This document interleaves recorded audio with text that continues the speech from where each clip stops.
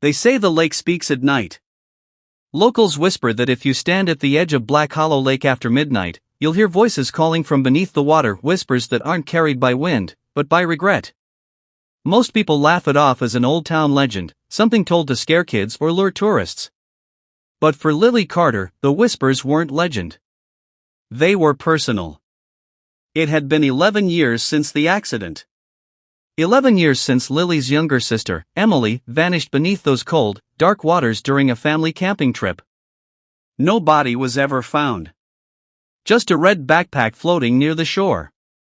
The official report called it a drowning. Unfortunate, they said. Tragic. A closed case. But Lily never closed it.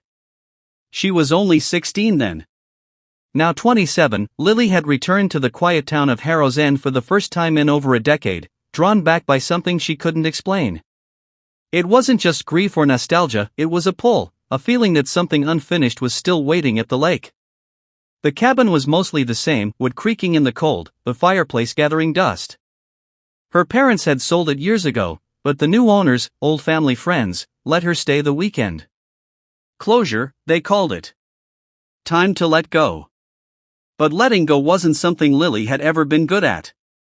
That first night, she stood alone at the edge of the lake.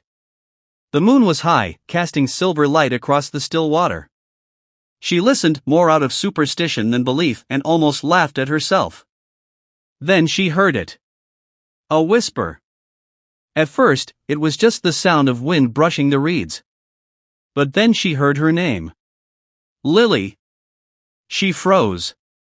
The whisper was soft, childlike, and heartbreakingly familiar. Lily, help me. The voice came from beneath the surface. She ran back to the cabin, heart pounding, her mind screaming it was impossible. But in her chest, something stirred. It wasn't madness. It was recognition. The next day, she began digging through old boxes stored in the cabin, old photos, journals, anything that might help her remember that day more clearly. She found a worn notebook tucked inside a weathered backpack. Emily's backpack. The one they'd found years ago. Inside were pages of drawings and notes, childish sketches of the lake, a tree near the shore, and something strange. A figure under the water. Over and over, Emily had drawn it. She had even written about a girl in the lake who sings at night. Lily had always dismissed Emily's stories as imagination, but now they seemed like warnings. Lily spent that day walking around the lake, retracing the path they took the day Emily disappeared. She came to a gnarled old willow tree with roots that dipped into the water like fingers. She remembered Emily sitting there, humming a song that didn't have words, looking out at the water like she was listening to something no one else could hear. That night, Lily returned to the willow. At exactly midnight, the lake rippled though there was no wind. And then, from the depths, voices. Why didn't you come back? We were waiting. She's still here. Lily knelt by the edge, trembling, tears streaming down her face. Emily, she called. Where are you? The surface of the lake began to shimmer, and in it, she saw a vision, a memory, clearer than anything she'd had in years. Emily, standing by the tree. A pale figure in the water, beckoning her. Emily stepping forward, entranced. Falling in. And then, nothing. When the vision faded, Lily heard a single whisper again. You can set us free. The next morning, Lily went to the town archives. She dug through old reports, newspaper clippings. What she found chilled her. Black Hollow Lake had a history of disappearances, mostly children.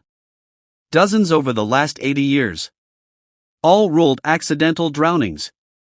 All never recovered. And every incident took place within 100 feet of the willow tree.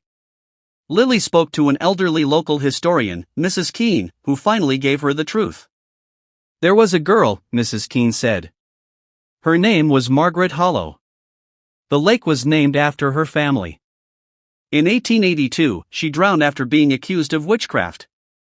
The town believed she lured children to the water. They said she cursed the lake with her final breath. If no one listened, the water would keep taking. Taking? Lily asked. Until someone listened to the voices. Lily returned to the lake that evening, holding Emily's backpack and the drawings. She stood at the edge and called out, not in fear, but with resolve. I hear you. I'm listening. The lake shimmered again. A small hand broke the surface, Emily's. Pale, delicate, reaching up. Lily knelt and grasped it, expecting coldness, but instead feeling warmth.